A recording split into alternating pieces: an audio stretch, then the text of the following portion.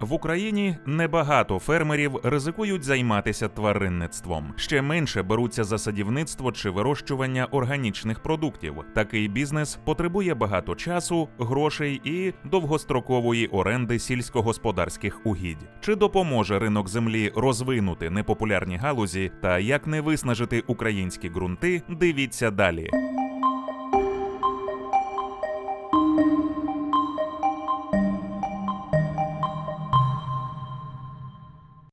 Бачите, я з надією кожного року цей худоби тримаю.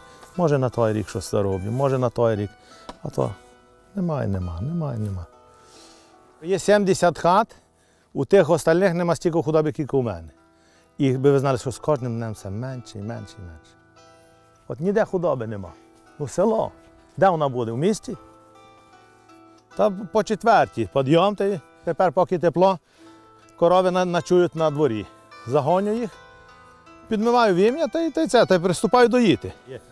Оцей доїльний апарат стоїть сверх $1000.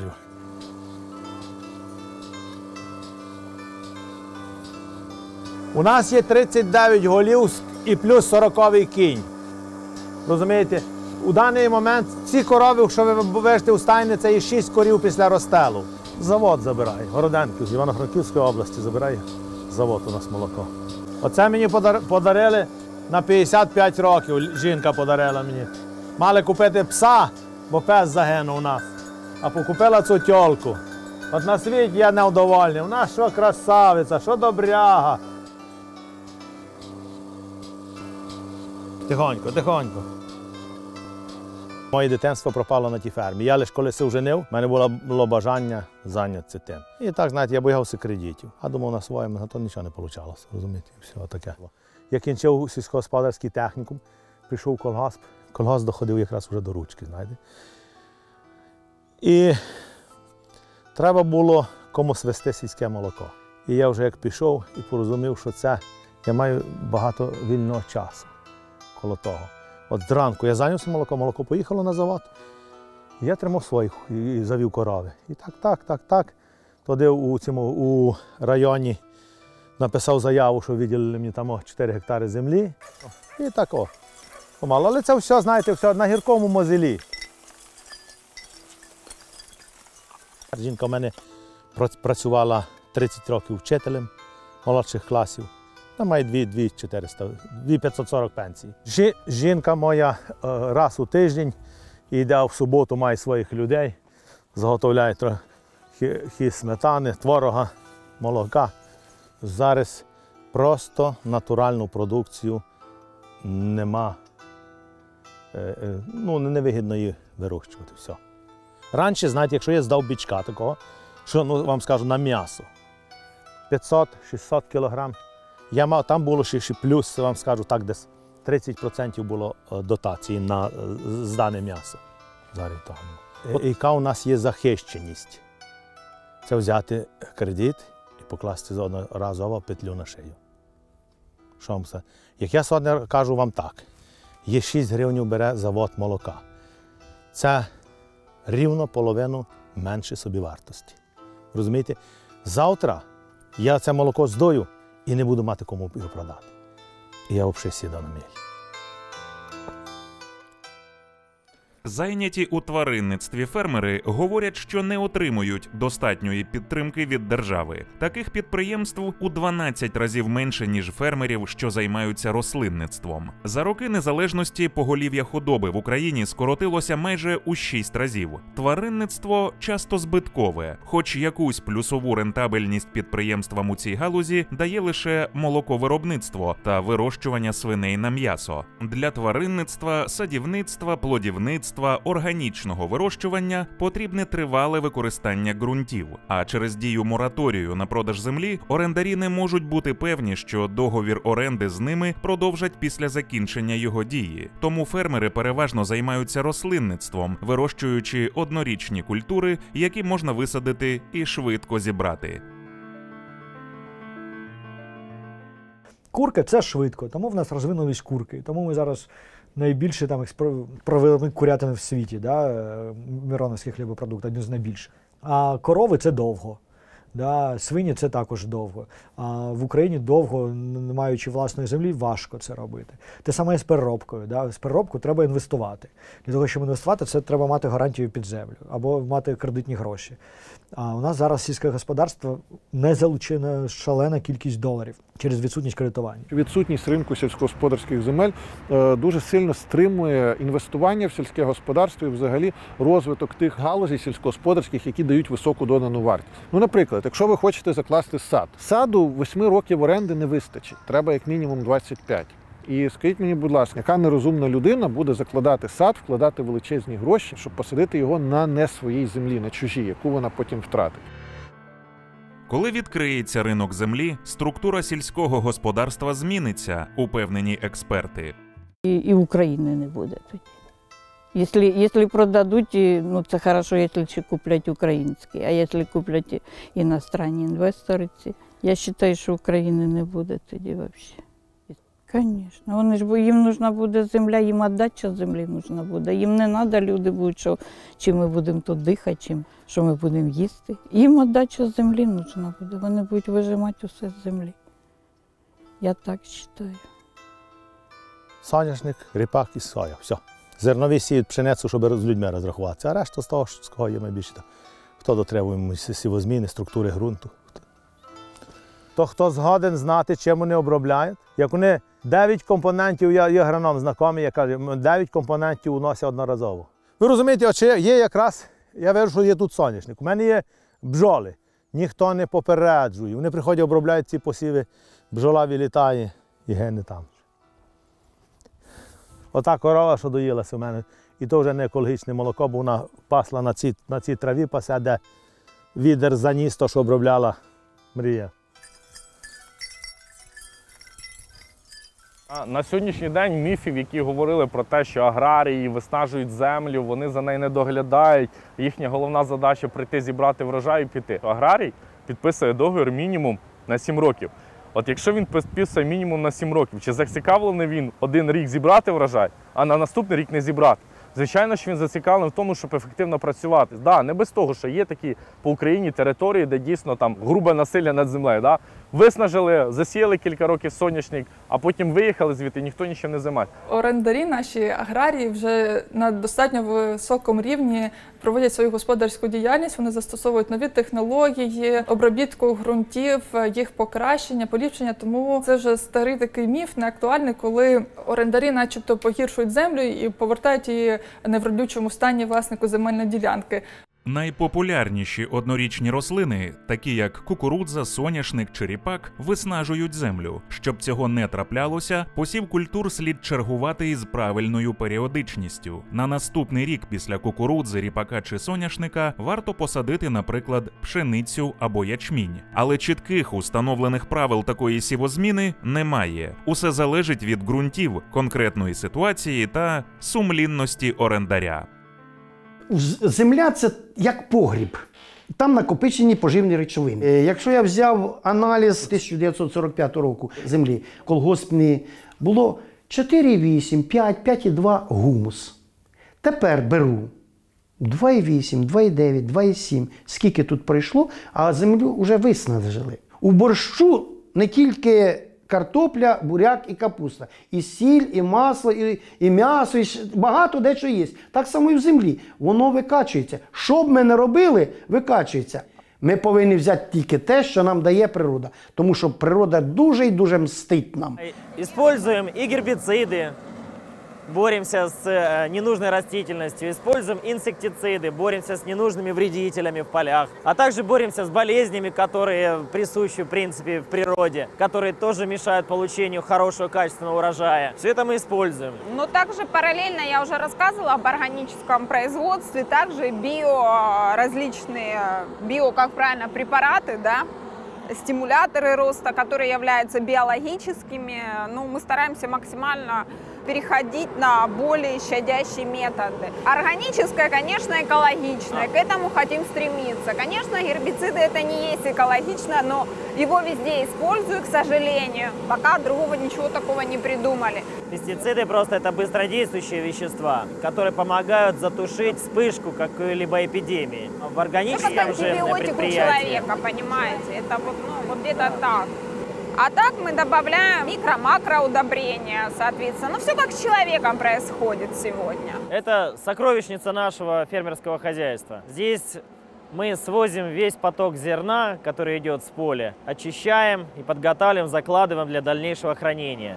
Когда будет хорошая цена, естественно, предприятие это зерно продает, и на эти деньги покупает трактора, платит налоги, зарплаты. Отсюда с весов, с поля приезжают автомобили с зерном, которое подлежит дальнейшей очистке. Высыпает на этот завод, и этот завод полностью ее очищает от мелких примесей, от каких-то вредителей, от соломы, от семян сорняка.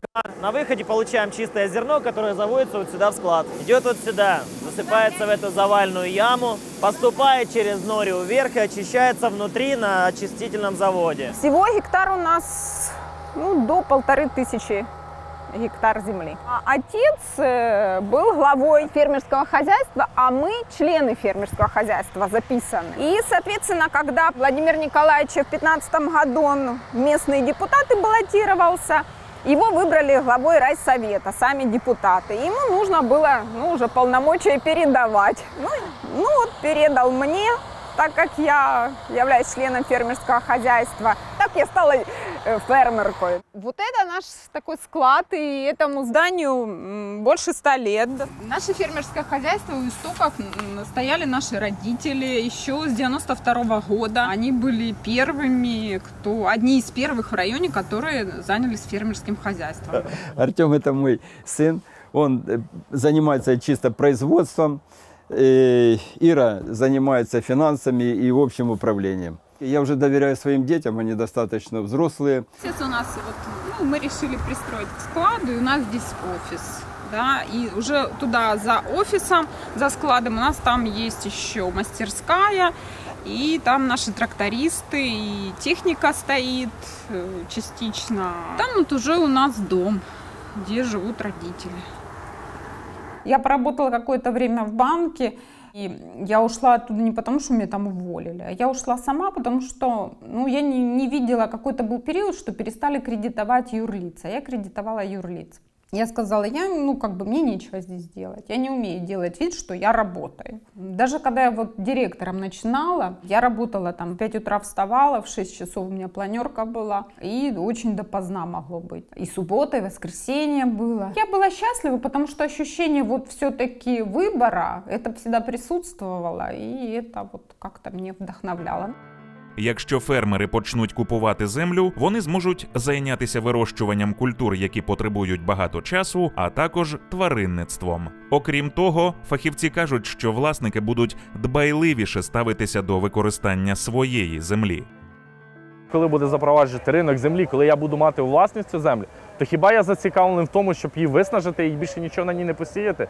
Я буду навпаки зацікавлений, щоб інвестувати в землю, збирати якомога більше з гектару тої культури, яку я буду засівати. І на наступний рік закладати стільки добрив для того, щоб земля працювала ефективно. Нагнітають такі певні меседжі для того, щоб показати, як український власник землі є неефективним. Пасе худоба у 5 місцях, щоб об'їхати мені і продивитися, чи там скрізь порядок, мені десь пропадає за цей час 3 години. І ви розумієте, якщо така погода по такому, то би ви знали, що будь-який транспорт не піде. Лише конем.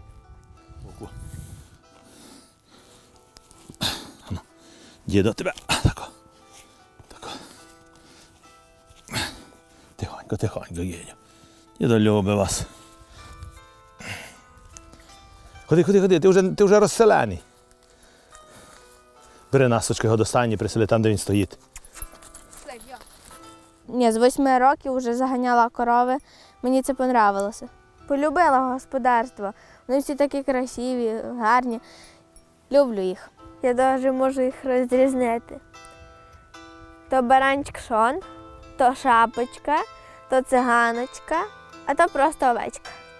Мені класно, кайфово. За реформу, але якби та земля попала нашим людям у руки. Ну, вона попаде людям тих, які мають гроші свої, тим Медведчукам і їм подібних. Я за те, щоб люди розпоряджалися.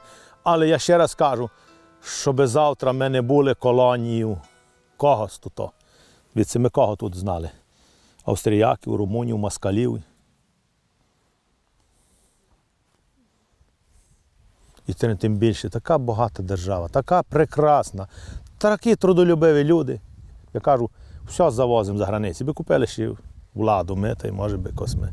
І от ніхто не дбає за майбутнє, лише би сад не урвати, все. Фактично, якщо говорити з точки зору власника, навпаки, власник завжди більше зацікавлений в збереженні родючості, ніж орендар. Хто це вам казав? Де це ви такі слова інтересні взяли? А давайте по наших пройдемо великих бізнесменах. Вони взяли металургійні заводи. Вони провели інвестиції в них?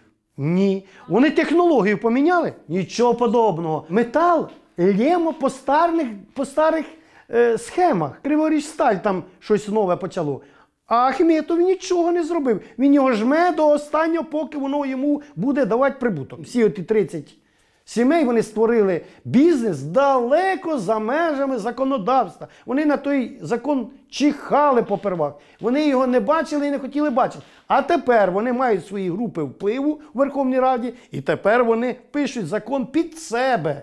Не під розвиток дрібного фермерства, а під себе, під любимих. Тому навпаки, запровадження власності покращить якість ґрунтів. Але разом з тим і зараз є чинний, і він продовжиться. Є інститути, які контролюють родючість, які мають відповідні повноваження. Законом хоч і передбачені адміністративні штрафи для порушників, проте довести факт виснаження землі дуже важко. Недотримання сівозмін також може призводити до погіршення стану земель. Інша справа, що не завжди просто це довести. Є адміністративна відповідальність за порушення правил використання земель. Не йдеться про тисячі гривень, йдеться про сотні гривень. Одна із функцій Держгеокадастру – здійснювати державний контроль за використанням і охороною земель. Ми плануємо більш широко використовувати при здійсненні контролю так звані засоби дистанційного зонування землі, не по кущам ходити чи на УАЗиках їздити по сільській місцевості, хоча й без цього не обійтися, а використовувати знімки і на підставі цих знімків планувати інспекційну діяльність і реагувати в першу чергу на найбільш грубі порушення. Громади ОТГ отримують також повноваження наступного року контролювати питання родючості. Земельна децентралізація, вона з одного боку повинна надати місцевому самоврядуванню нові, більш ефективні повноваження по управлінню майном. І друге, що включає в себе земельна децентралізація, органи місцевого самоврядування нарешті повинні отримати можливість контролювати використання земель на власній території. Що це означає? Всі ми часто чуємо про такі земельні правопорушення, як самовільне захоплення земельних ділянок, нецільове використання земель, псування земель, багато інших є, скажімо так, не сильно хороших явищ, які можуть мати місце у використанні земельних ресурсів. Але за українськими законами фіксувати ці правопорушення, складати протоколи, накладати стягнення, доводити справу до суду можуть лише інспектора, чиновники з державного контролю за використанням та охороною земель, посадові особи Держгеокадастру.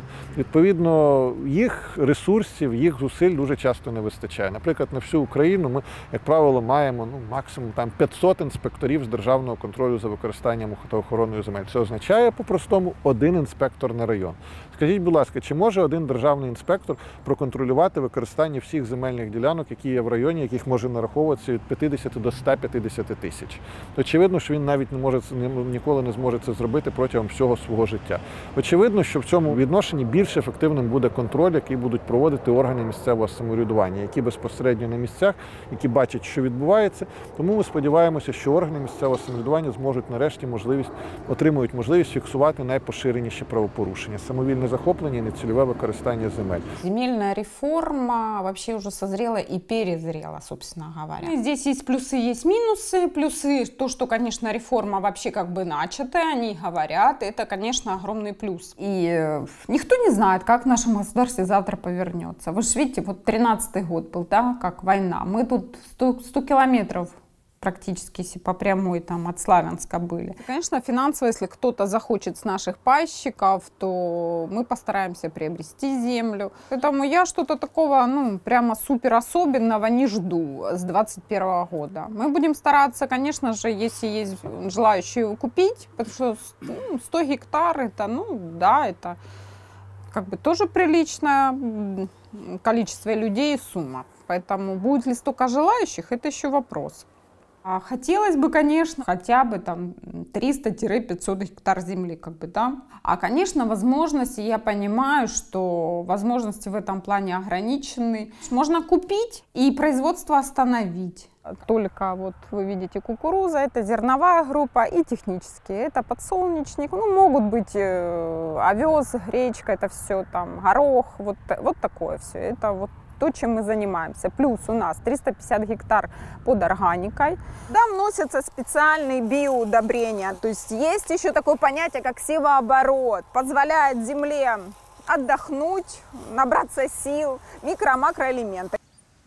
Наразі з органічним вирощуванням продукції та ж сама проблема, що і з тваринництвом. Серед усіх сільськогосподарських земель лише 1% органічних. Екологічними добривами обробляють усього 4% посівів. Фермери потребують дотацій від держави, аби розвивати органічне виробництво. Германия все больше и больше каждый год переводит земли с традиционного ведения на органику. То есть люди хотят хорошо питаться, хотят быть здоровыми, поэтому, соответственно, все, ну, где ты еще лучше получишь фрукты, овощи, конечно же, с земли. На сегодня этот проект как бы себя показывает убыточным, так как, ну, поддержки от государства нет в этом направлении.